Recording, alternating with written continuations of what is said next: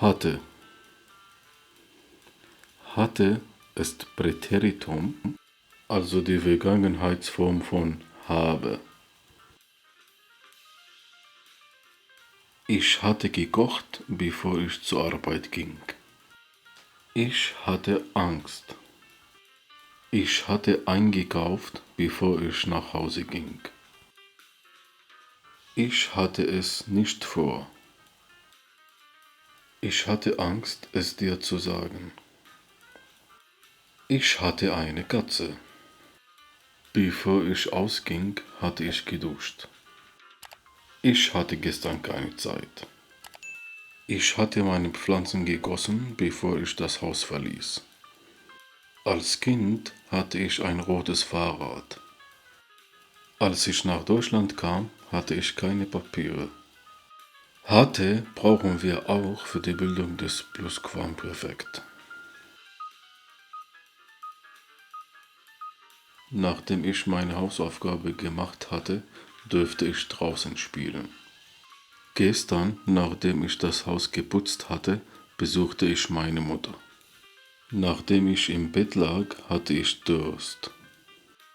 Hätte. Hätte ist Konjunktiv 2. Den Konjunktiv 2 können wir in verschiedenen Situationen benutzen. Irreale Beispiele. Wenn ich mehr Geld hätte, würde ich das Auto kaufen. Wenn ich Zeit hätte, würde ich ins Kino gehen. Wenn ich den Wecker gehört hätte, wäre ich pünktlich gekommen. Wenn ich Geld hätte, würde ich den Kühlschrank reparieren lassen. Wenn ich Geld abgehoben hätte, würde ich essen gehen. Wünsche, Beispiele. Ich hätte ein Auto. Ich hätte gerne eine Tafel Schokolade. Ich hätte gerne noch eins. Ich hätte es getan. Kritik, Vorwürfe, Beispiele. Du hättest mich anrufen müssen. Du hättest mir helfen können. Sie hätten sich besser benehmen sollen. Er hätte mehr lernen müssen. Du hättest es besser machen können. Du hättest mehr schreiben sollen, als du angekommen bist.